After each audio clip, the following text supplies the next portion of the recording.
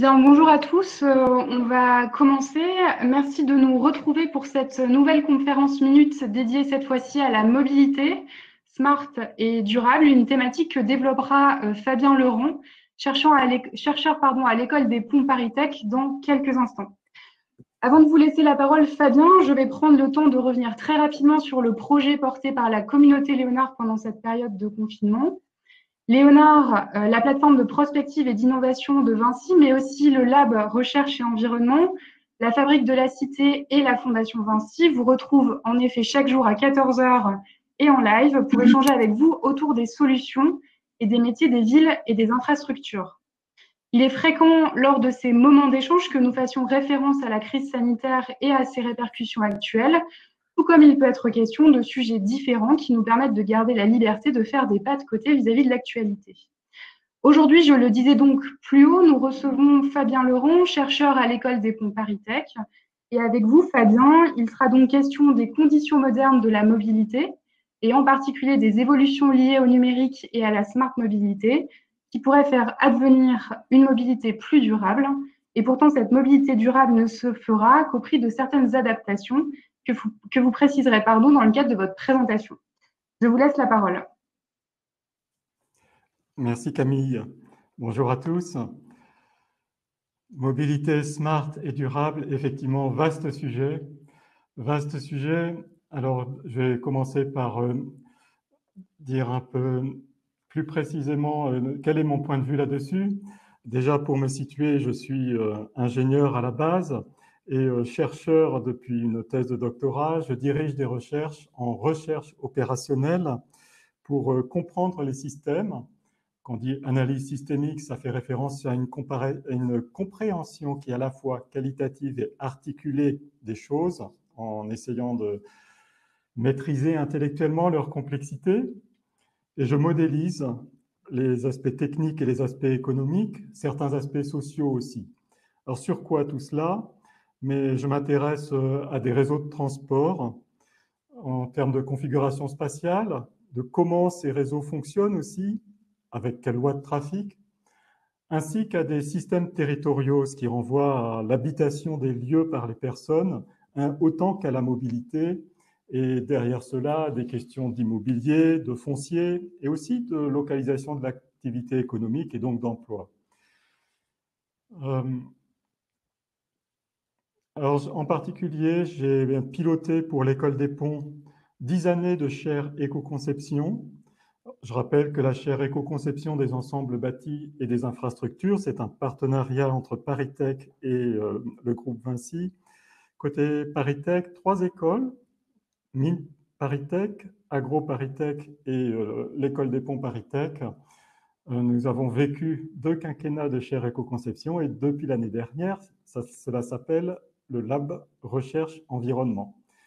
Nous, à l'École des Ponts, notre intervention se concentre sur les transports et l'aménagement, la mobilité étant entre les deux, bien sûr, et nous développons des modèles pour simuler les choses, donc sur des réseaux de transport de différents modes, transport collectif autant que transport par la voiture particulière et autres véhicules routiers, stationnement aussi, ainsi que des systèmes immobiliers en termes en particulier de prix immobilier et de localisation résidentielle des ménages.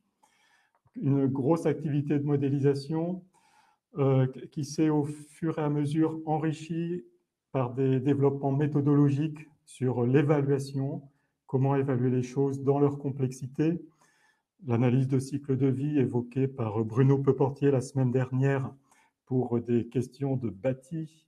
Nous les avons progressivement transposés au système de transport pour différents modes et en respectant la complexité de ces systèmes avec à la fois des véhicules et des infrastructures et des consommables tels que les carburants. Donc une perspective qu'on dit aussi bien systémique que holistique aujourd'hui pour essayer de regrouper tout cela. Nous avons produit au fur et à mesure des années 2 ouvrages de synthèse. Et en particulier, c'est dans le 2e volume paru fin 2018 que se trouve un dernier chapitre consacré à la mobilité smart, Smart Mobility, C'est de là que provient l'essentiel de la présentation que je vais faire aujourd'hui. Alors, mon propos s'articulera en 3 parties. D'abord, je vais essayer de tracer l'importance du SMART dans la mobilité, à tous ses étages, dans tous ses états. Ensuite, j'essaierai de faire la synthèse de quels sont les besoins de mobilité, rendre les systèmes de mobilité intelligents. Pourquoi? Et notamment pour essayer de les rendre durables. Donc, une synthèse des besoins et des désirs, avant de finir par une dernière partie sur quels peuvent être les gisements d'opportunités et comment essayer de mettre des choses, des potentialités en valeur. Alors, ça se précisera au fur et à mesure, bien sûr. Dans la première partie, je vais d'abord aborder les technologies digitales pour faire passer l'état de maturité des choses. Et je déclinerai cela en ce qui concerne les systèmes de mobilité. J'ajoute tout de suite à mobilité le terme de système pour rentrer vraiment dans la complexité des choses, dans leur épaisseur technique, dans le fait qu'il y a, comme naturellement, des étages. L'étage des infrastructures, celui des véhicules, et en plus un étage plus abstrait qui met en œuvre de l'intelligence, qui est celui des protocoles et des processus. On va le voir progressivement avant de passer à la notion de service, service à la mobilité autant que des services de mobilité. Pardon. Alors pour qualifier les conditions technologiques d'aujourd'hui, au fur et à mesure des décennies, nous sommes rentrés vraiment dans la mondialité à plusieurs égards.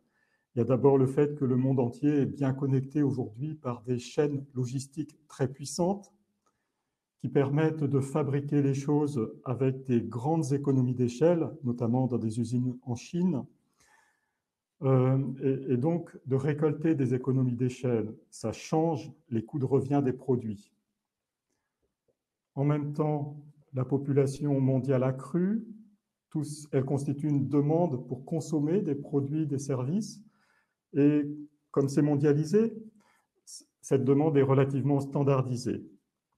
Donc, standardisation de la demande, des produits, des modes productifs, ça caractérise le monde actuel avec en prime l'Internet à la fois comme moyen de production et puis aussi comme grande caisse de résonance finalement pour l'état mondial des technologies. L'industrie, de son côté, a été considérablement amplifiée, rendue plus puissante. J'ai discuté avec quelques industriels pour leur proposer qu'en 40 ans, l'industrie, quel est l'ordre de grandeur par lequel l'industrie a augmenté sa capacité. Donc, un facteur 100 ne les fait pas frémir. Pourquoi? Pourquoi? Parce que déjà, au niveau de la conception, grâce à la CAO, conception assistée par ordinateur, on a beaucoup facilité les choses, accéléré la conception, et donc permis des conceptions plus rapides, d'objets plus diversifiés. L'usine elle-même conçue de manière à être très productive, met en œuvre des robots pour fabriquer plus vite. Il reste quelques agents humains, mais de plus en plus de robots qui renforcent complètement la capacité de fabrication. Et en plus, on a des effets de compétition économique au plan international qui, de toute manière, aiguillonnent tout cela. Alors, les exemples, s'il en faut, bien sûr, chacun avec son smartphone se rend compte qu'il a un objet très avancé, qu'il a payé pas si cher que cela. C'est vrai aussi en transport, en particulier, on le voit avec les véhicules, et notamment le développement récent, mais large et diversifié, des gammes de véhicules électriques par les différents constructeurs. Alors tout cela, c'est en particulier dû au développement des technologies informatiques. Alors je relèverai qu'on a aujourd'hui une industrie informatique qui elle-même est extrêmement puissante. Donc dans ces produits, on a à la fois du hard, bien sûr, et de plus en plus de soft entre systèmes d'exploitation et différentes couches applicatives qui se renforcent les unes les autres. On a une énorme activité économique de services, On pourrait considérer que les grands logiciels utilisés largement dans le monde, ce sont des grands éléments d'équipement et une sorte d'infrastructure pour notre monde moderne. Et bien sûr, vous connaissez les géants industriels de l'informatique, les GAFAM, leurs équivalents chinois BATX, Samsung, etc. Donc une industrie très forte, et puis finalement cette logique infrastructurelle qui est de plus en plus, qui imprègne de plus en plus notre monde moderne.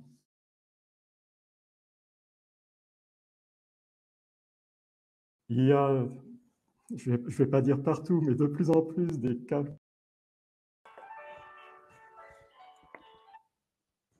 capteurs et des données de toutes sortes, disponibles souvent en open data, en tout cas beaucoup de données disponibles, ce qui fait que nos écosystèmes d'information se développent de plus en plus vite. J'en arrive au transport sur lesquels je relève d'abord la composition artificielle, mais qui est devenue naturelle dans nos usages. Composition de quand on dit un mode de transport, on pense à un système technique qui va être l'assemblage en fait de 3 sous-systèmes. L'infrastructure, le véhicule et puis des protocoles. Alors j'insiste déjà sur cette complexité des choses. Le transparent vous montre sur sa partie droite une espèce de volant qui exprime que pour l'usager final, il y a la partie infrastructure qui va être à laquelle il va être lié par diverses relations. J'ai marqué l'adhérence au territoire. Parmi d'autres choses, un conducteur automobile, mettons, circule dans l'espace et donc il est en contact avec le territoire grâce à son passage sur l'infrastructure. Alors, je ne vais pas détailler le contenu du transparent, j'insiste juste sur cette composition entre véhicule et infrastructure, tout cela au service de l'usager et grâce à un ensemble de protocoles qui sont un peu comme le liant de tout cela. C'est pour ça que j'ai mis la case P au centre du jeu là-dedans, un ensemble de protocoles qui définissent comment les différentes choses fonctionnent les unes avec les autres. On va détailler progressivement. Pour les véhicules, je relève que grâce au développement digital, on a à la fois une grande diversification des types, comme j'espère le montre cette image, des augmentations de piétons à 1 roue ou 2 roues, parfois souvent même avec un moteur. Pareil pour les automobiles et les quadricycles. Bientôt de plus en plus d'engins volants et des drones pour diverses fonctions, grand public ou usage professionnel. Diversification de type parce qu'on est de plus en plus capable de concevoir et puis de fabriquer. Tous ces véhicules-là incorporent beaucoup d'intelligence.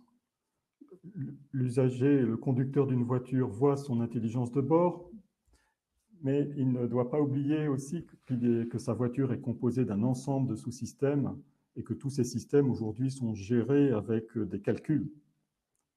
Et à cela s'ajoute la connectivité. De plus en plus, pour les différents modes de transport, pour la mobilité, on signale que le progrès technologique se manifesterait par 4 caractéristiques. Je les appelle les 4 roues du progrès. Et c'est quand même, ça a été très fort dans notre relation avec Renault au fur et à mesure des années, en parallèle avec notre relation dans la chaire éco-conception.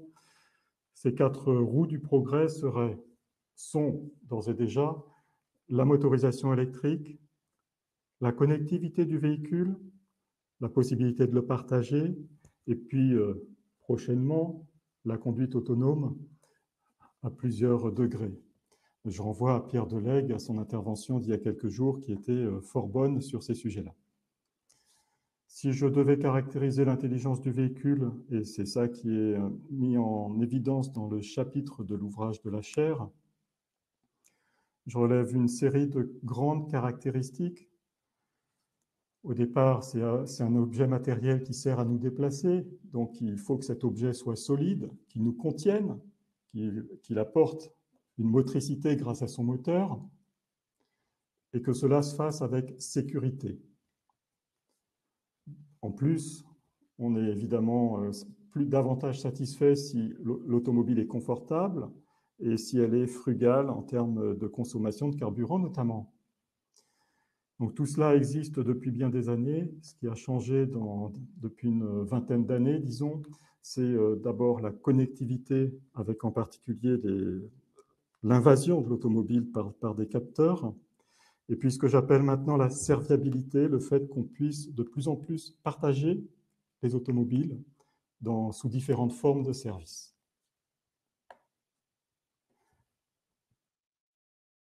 En ce qui concerne les infrastructures, ce sont des objets matériels massifs, bien sûr,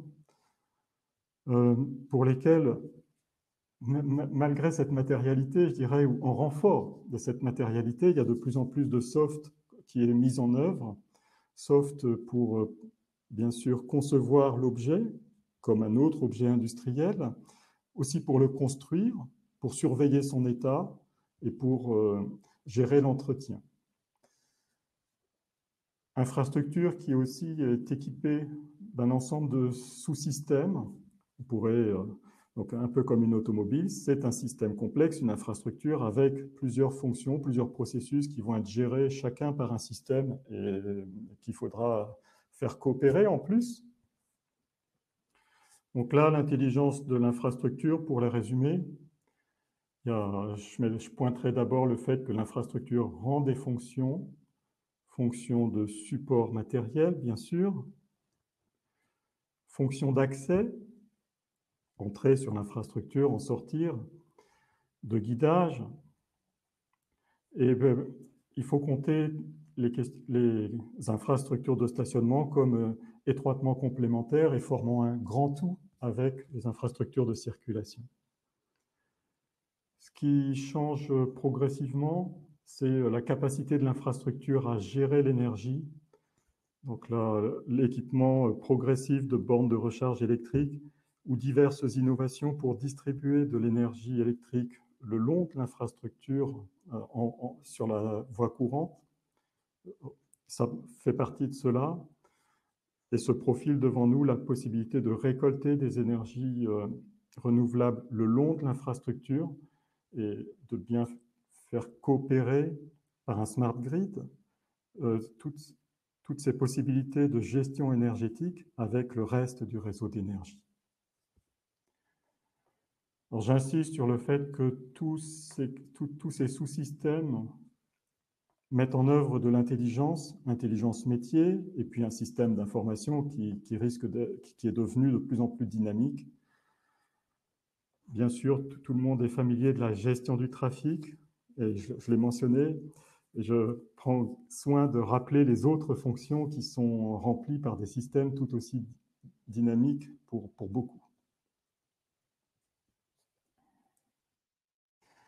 Alors, quelles conséquences tout cela pour la mobilité individuelle? Il y a déjà un effet smartphone qui rend notre organisation logistique, si j'ose dire, de plus en plus flexible.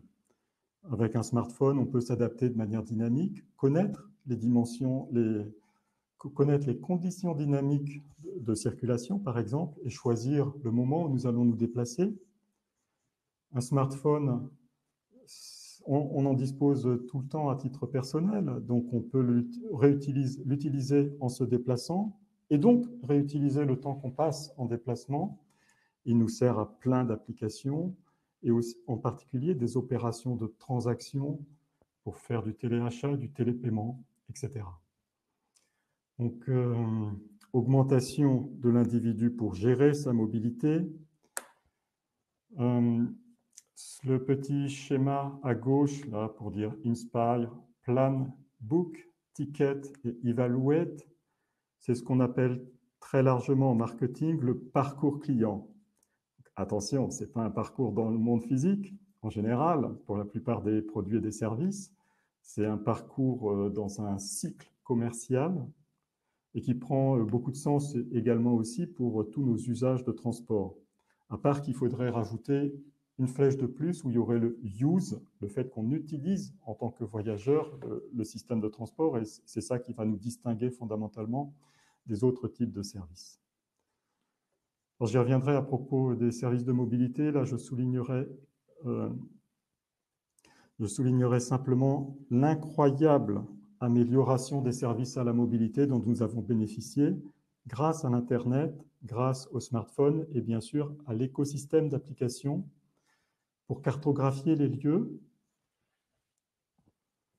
avoir chacun sur son écran la possibilité d'accéder à la carte de n'importe quel lieu sur la planète, ou presque n'importe quel lieu, avec ceux qui se trouvent dans les lieux, par exemple des restaurants, les conditions d'accès par les différents modes de transport, en voiture, à pied, en transport en commun, connaître tout ça sur sa carte, avoir en plus le calcul d'itinéraire, qui pouvait être un casse-tête il y a 20 ans pour quelqu'un sur sa carte papier. Et en plus, on nous propose des services et en quelques clics, on pourra réserver quelque chose. Donc, quel progrès énorme par rapport à ce qu'on avait il y a 20 ans. Donc ça, c'était les services à la mobilité pour lesquels donc, toute notre planète a bénéficié d'un énorme progrès. Alors, quant aux services de mobilité, la principale caractéristique innovante, c'est l'apparition des services en plateforme, dont Uber est un exemple extrêmement représentatif. Uber, dont l'interface a été est toujours particulièrement efficace pour faciliter les transactions. La concurrence taxi n'a pas eu le choix, elle a dû s'adapter en fait et copier l'interface de Uber pour ce qui est de la facilité de réserver et de payer. Donc là, la plateforme fait ça et aussi, peut-être même de manière encore plus importante, elle permet de gérer les rencontres entre les clients et les serveurs. Ça, c'est un principe extrêmement puissant qui va pouvoir se décliner en une série de services, que ce soit pour des taxis individuels ou collectifs, que ce soit pour partager des véhicules, Autolib, Vélib, etc., pour de l'autopartage et du covoiturage, Blablacar. Donc, révolution des services en plateforme qui permettent d'envisager des modes de transport, de renouveler les modes de transport et de peut-être d'accroître progressivement leur place. Alors, pour situer les choses, il faut savoir que Uber et les autres applications de hailing ont permis de multiplier par 5 l'usage du taxi en Île-de-France quand on considère un ensemble un peu large pour ce mode-là. Je relèverai aussi à côté de cela donc, plateforme entre clients et serveurs, mais aussi l'application, ces services-là incorporent du soft pour gérer leur logistique avec intelligence, déjà pour coordonner les moyens sur le terrain, ce qui amène plus en profondeur à reconcevoir les postes et les métiers. Une intelligence logistique et en plus, ces services basés sur une application en plateforme développent une intelligence commerciale bien plus vive, si je peux dire, que les formes traditionnelles, en particulier pour le price management, le revenue management et même pour les politiques de fidélisation. Si on compare les dispositions qu'on a pour les transports collectifs dans la plupart des villes françaises qui en ont, par rapport à la gestion dynamique que fait une société comme Uber, il y a un sacrément grand écart. Grand écart qui contribue d'ailleurs à la marchandisation de la mobilité. Marchandisation parce que le commercial tient une place plus grande et ce n'est pas forcément au détriment des usagers. Ça va permettre d'offrir davantage de services dont les clients trouvent leur compte, si je peux dire. Hein. Et la marchandisation donc, va s'appliquer aux services et aussi aux fournitures, à certains moyens de production. C'est confère les débats entre Uber et puis ses conducteurs qui apportent en plus leur véhicule. Alors j'ai achevé mon tour d'horizon en profondeur des différents étages de la mobilité. Retenons-en que le soft, le smart, sont présents à beaucoup d'égards. Donc une espèce déjà d'ubiquité, si on peut dire, une imprégnation très en profondeur. J'ai mis en évidence les objets, j'ai parlé un peu des offreurs et puis des demandeurs de services. Mais si on dit système de mobilité, en fait, on a une compréhension encore plus large.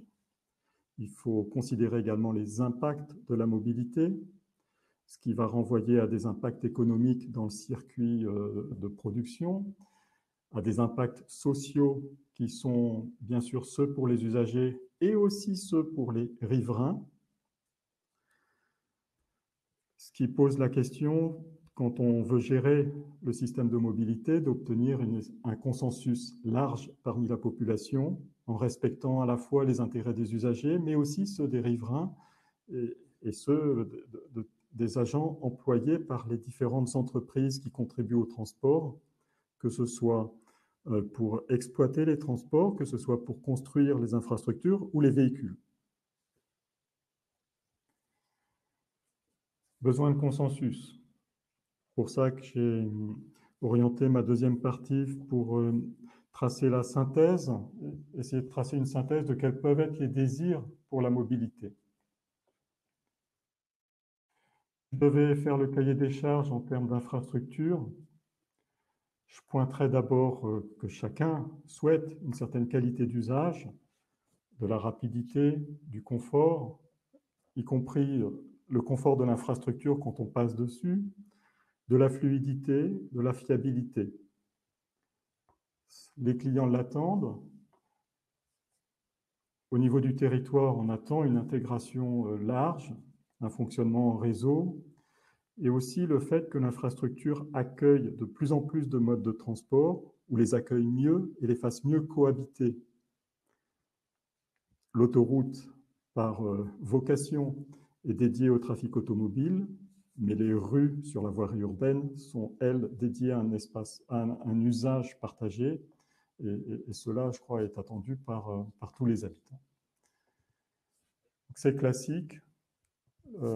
Ce qui s'est ajouté, bien sûr, c'est la fonction de support de télécommunication et les questions d'énergie que j'ai pointées. Alors, l'enjeu environnemental dans tout cela, ça va être en particulier que l'infrastructure s'intègre à son milieu, en particulier quand le milieu est urbain, qu'elle ne soit pas trop soumise à des effets de coupure. Il faut aussi qu'on la pense en cycle de vie en faisant attention à ses consommations de matière et à ses rejets dans les milieux, et si possible que notre trame de circulation se combine harmonieusement avec les autres trames bleues et vertes. En passant aux véhicules, là aussi je pointerai la qualité d'usage et je signalerai aussi la facilitation de la conduite. On parle beaucoup de conduite autonome. D'ores et déjà, on a beaucoup de systèmes, de sous-systèmes qui offrent des fonctions partielles pour aider à la conduite. Donc, la coopération avec le conducteur, sans supposer son absence, est déjà un large champ de progrès pour les véhicules actuels. J'ai parlé de serviabilité en termes de services de transport. En particulier, les automobiles sont des véhicules polyvalents dans lesquels on peut accueillir plusieurs personnes, pas tant que ça, mais plusieurs en même temps, c'est déjà important. Il y a un coffre, et donc ça peut servir à des services partagés. Ce serait bien aussi que l'automobile présente une intelligence riveraine, qu'elle respecte l'ordre public, qui se décline en termes de tranquillité, de salubrité et de sécurité. Là, le smart peut sans doute nous aider à faire circuler, à respecter davantage les vitesses limites en milieu urbain, à faire en sorte que l'éco-conduite soit appliquée plus largement. Et peut-être aussi à ce que l'automobile devienne support de certains services urbains. On le voit bien avec le développement actuel de la logistique. Donc, la qualité environnementale présentera évidemment les mêmes enjeux de cycle de vie que les infrastructures. Concernant les services, J'ai déjà insisté sur le besoin d'efficacité que connaissent bien les usagers, efficacité qui n'est pas loin de l'efficience, en particulier la rapidité est synonyme d'une économie de temps. Et bien sûr, on souhaite aussi économiser l'argent, économiser l'espace public, et c'est une des raisons majeures pour exploiter des transports en commun. Et là encore, la performance environnementale qu'on peut considérer comme une dimension de l'efficience. J'ajouterai aussi au cahier des charges des questions d'accessibilité.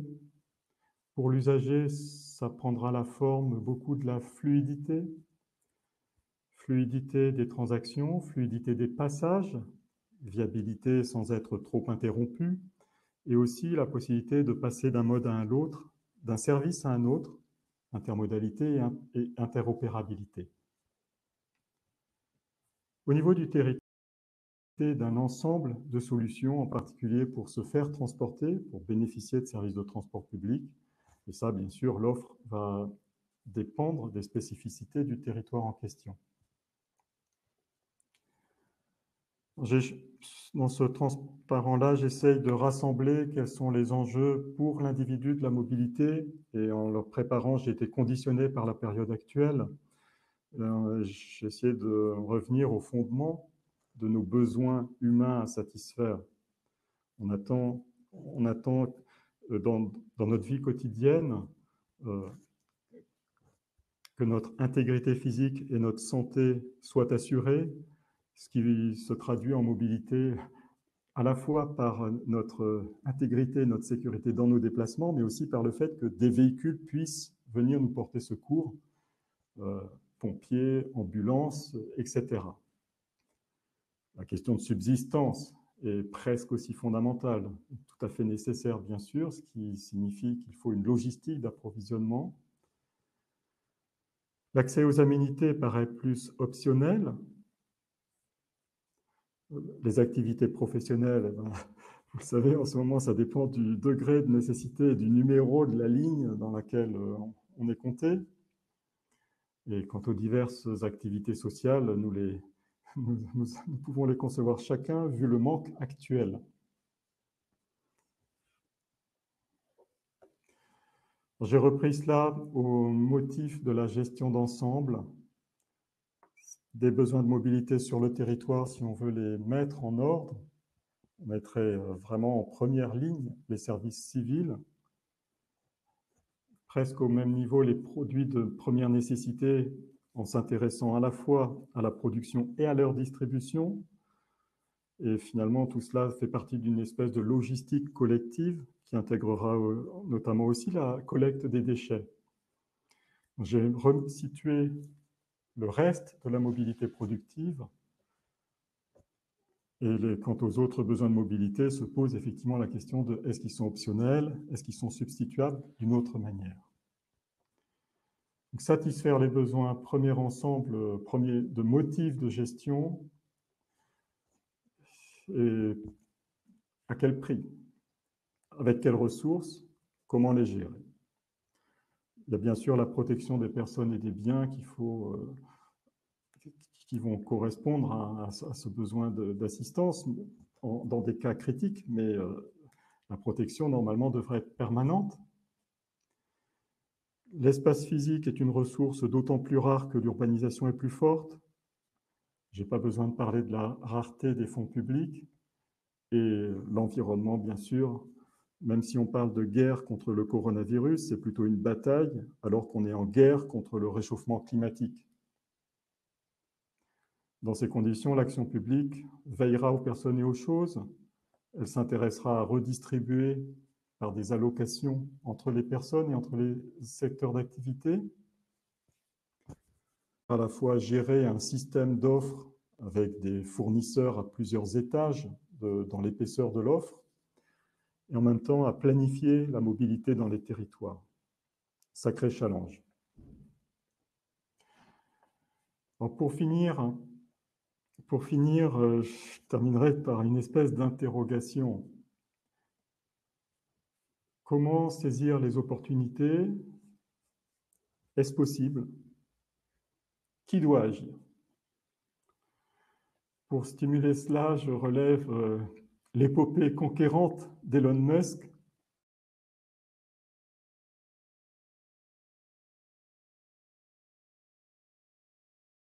seulement de Tesla, également d'autres sociétés, à l'origine PayPal, ensuite Tesla, donc SpaceX, puis dans le domaine des batteries électriques, la société Powerwall et les produits Solar Roof, assez évocateurs. Vous voyez sur l'image des tuiles électriques discrètes, hein, pour récolter l'énergie solaire, bien sûr, de manière à ce que ça puisse être stocké dans la batterie murale, puis échangé avec la voiture électrique.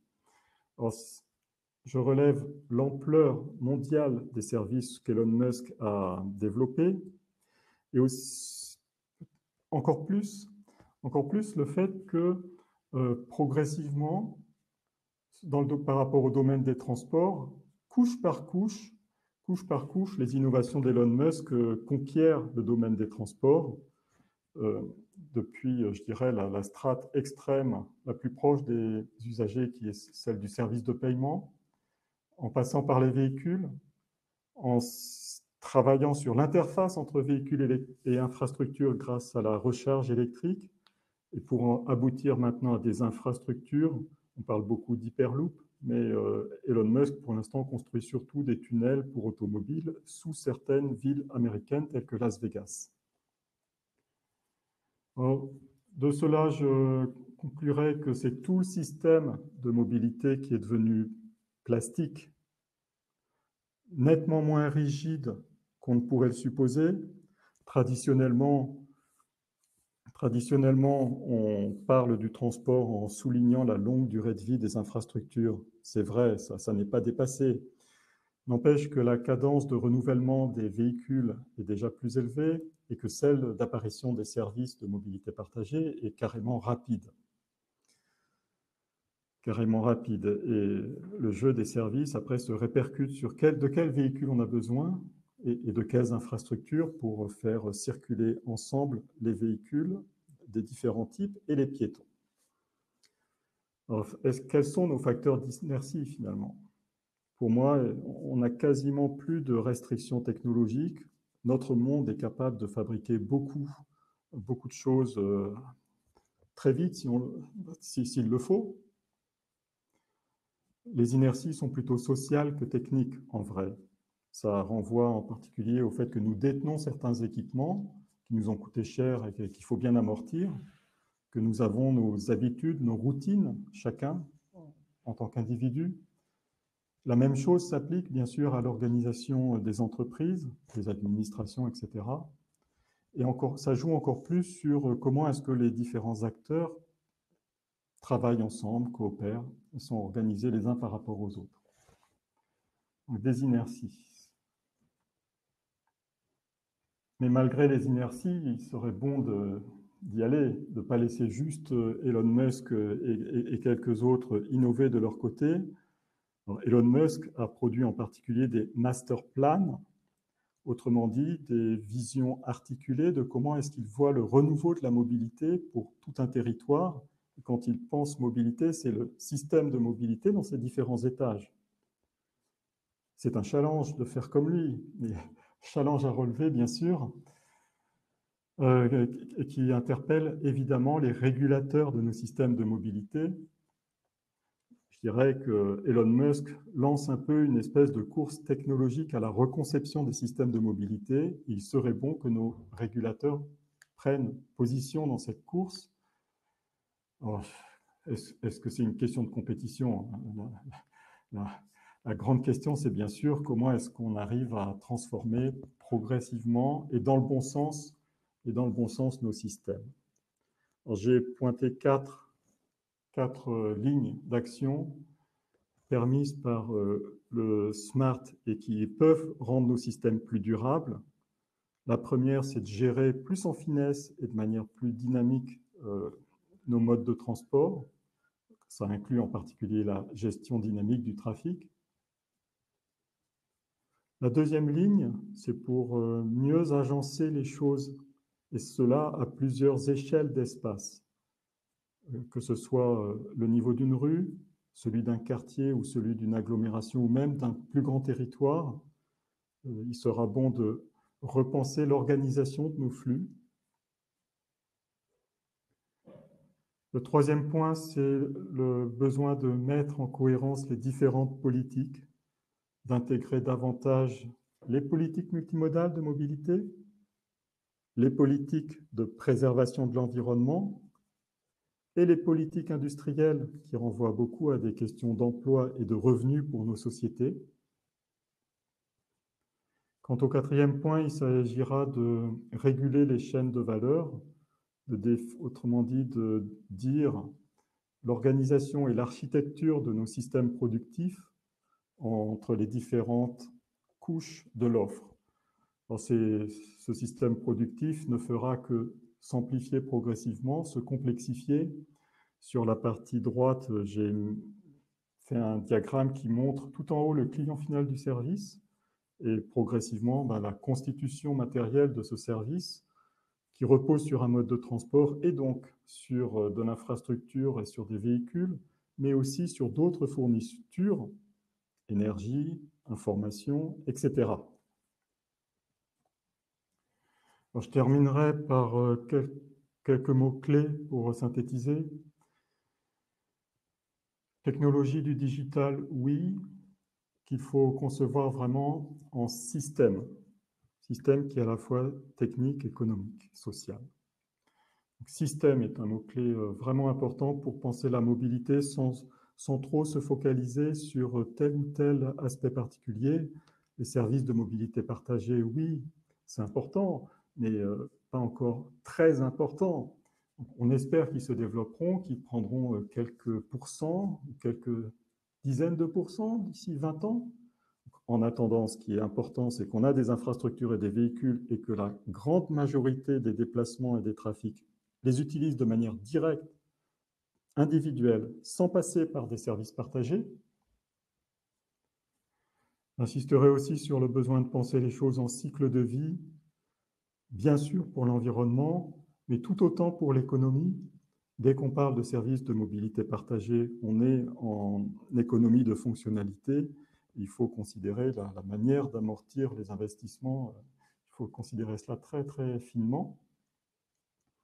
Et enfin, j'ai insisté sur la notion de consensus entre les différentes composantes de notre population et de notre société. Ces systèmes de mobilité ne vont pas être construits juste pour les usagers, mais aussi bien pour l'ensemble du territoire, en particulier les riverains.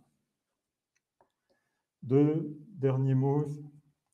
Le premier pour signaler que sur toutes ces questions-là, l'École des Ponts et Télécom ont ensemble développé un master spécialisé Smart Mobility qui forme à l'intelligence des systèmes. Il s'agit bien de systèmes d'information qui sont en même temps des systèmes de transport. Donc, réussir à les comprendre de manière à pouvoir ensuite être architecte de services et de systèmes ou chef de projet de transformation numérique dans diverses activités du domaine. Ce master met en œuvre 4 blocs de cours, des généralités, des notions essentielles sur les systèmes de transport, puis sur le traitement de l'information, et enfin un dernier bloc pour concevoir et gérer des services. Tout cela est bien sûr visible en ligne.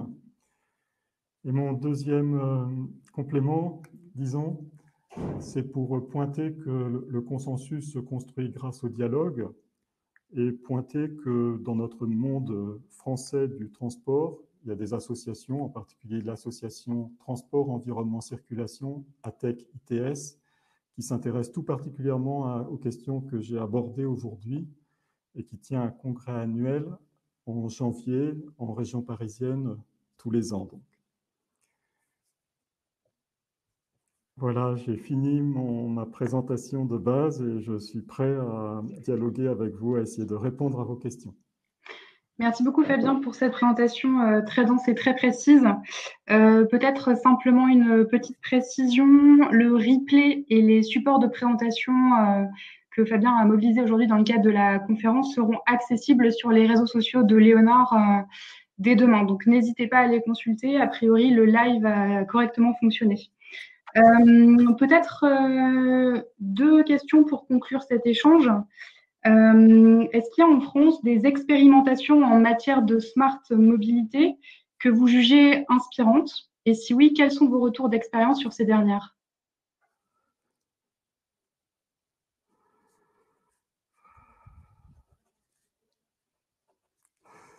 C'est une question large sur laquelle j'invite en particulier à consulter le site d'information de France Mobilité qui répertorie beaucoup de choses. Et je ne vais pas fuir cette question.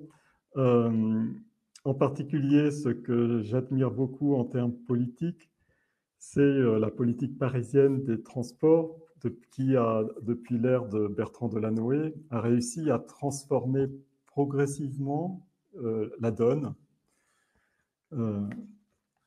Le fait qu'on ait permis le développement progressif des modes partagés sur la voirie parisienne et on a été vraiment parmi les pionniers au plan mondial dans les plus grandes villes multimillionnaires en habitants. Développement des services de mobilité partagée, replay du stationnement sur la voirie en faveur des deux roues, en faveur des véhicules partagés, reconception de la circulation des bus récemment, et bien sûr développement d'une infrastructure cyclable avec des pistes et puis des lots de stationnement.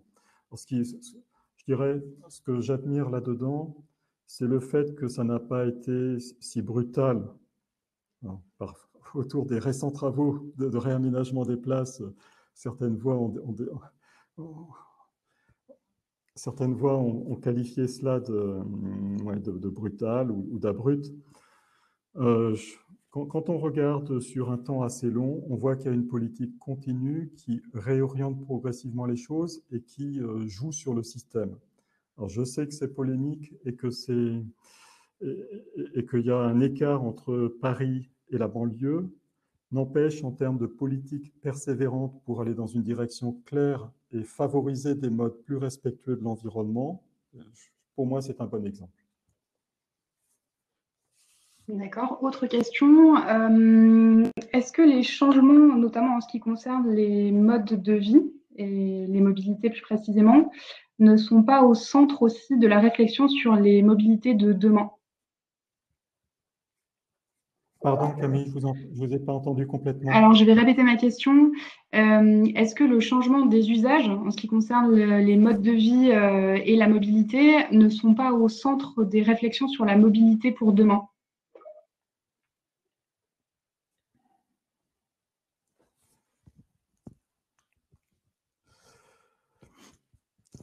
Il y a plusieurs forums de réflexion et de discussion.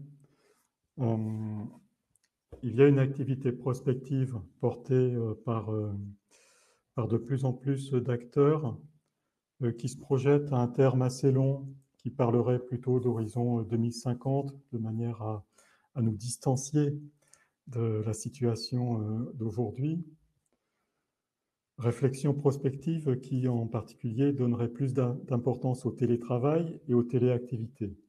Dans notre période actuelle de confinement face au coronavirus, je dirais, tend à suggérer des possibilités, que ces possibilités pourraient se concrétiser, donc sans aller jusqu'à l'affaissement drastique qu'on constate aujourd'hui. Imaginez que notre ensemble de besoins actuels de mobilité puisse diminuer de quelques dizaines de pourcents. Des choses sont suggérées, discutées. Reste après à voir comment les intégrer à la planification. Alors, la planification, elle, n'intègre pas encore la baisse de la mobilité. Elle intègre plutôt je dirais la persistance des besoins, l'héritage des infrastructures et des modes. Les horizons de planification sont plutôt à 10 ans. Et entre ces deux perspectives, prospective et planification, il y a un certain écart qui sera bon de résorber, qui parfois l'est. Parfois l'est, en particulier les réflexions récentes de grands architectes et aménageurs pour le compte du Forum métropolitain du Grand Paris ont été tout à fait dans ce sens d'une réconciliation entre la vision prospective de la mobilité pour l'Île-de-France et puis la planification et la reconception, en particulier du réseau structurant de voies rapides de l'agglomération. D'accord. Alors Fabien, je vous avais perdu. Peut-être dernière question qui fera office de conclusion. Est-ce que la Smart City ne devrait pas plutôt permettre d'envisager une autre mobilité ou simplement d'aller vers une diminution de nos mobilités?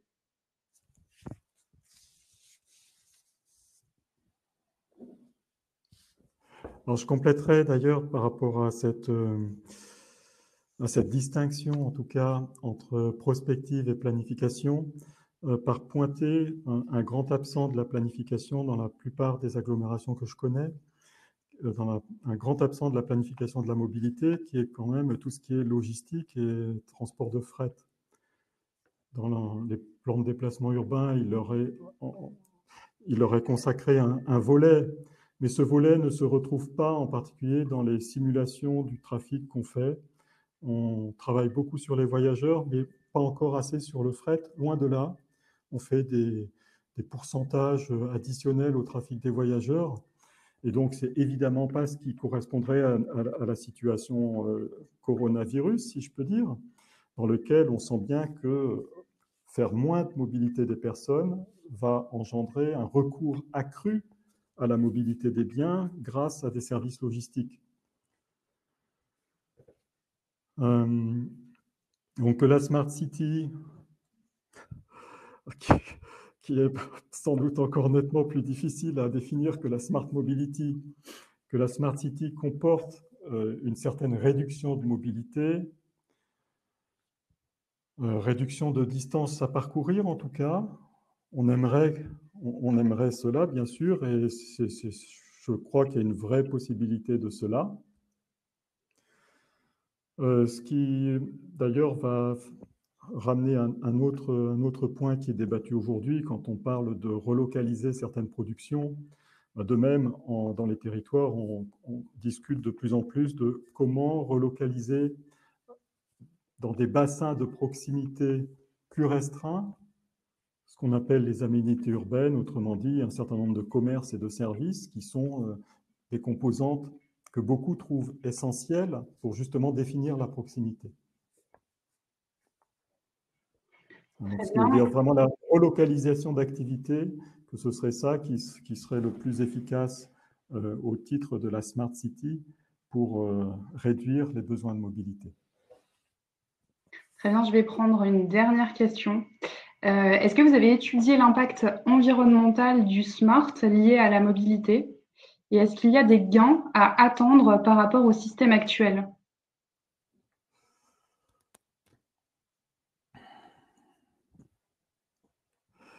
Non, je n'ai pas étudié cela autrement que m'exposer à certaines informations pour le grand public. Mon impression par rapport à cela, c'est évidemment qu'il y a une réduction des trafics et donc une réduction de consommation de matières premières énergétiques, autant qu'une réduction d'émissions de polluants.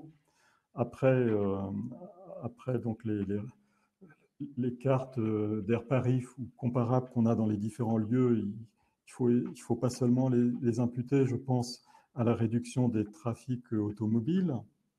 C'est plus large que ça et il faudrait tenir en compte également les conditions météorologiques de la période. Et moi, je n'ai pas vu qu'on ait fait les parts respectives de la météo et de la baisse de trafic sur la situation, sur la qualité de l'air aujourd'hui. Très bien. Merci beaucoup, Fabien. Je vous invite, si vous le souhaitez, à poursuivre vos échanges dans la partie networking qui est accessible via l'icône située à gauche de notre écran en dessous de la partie stage. Vous pourrez retrouver Fabien si vous souhaitez compléter vos échanges avec lui. Et je vous donne dès maintenant rendez-vous demain, même lieu, même heure, pour se parler de l'architecte assisté par l'intelligence artificielle avec Stanislas Chailloux. Merci beaucoup à tous. À très bientôt. Au revoir. Merci Camille. Au revoir.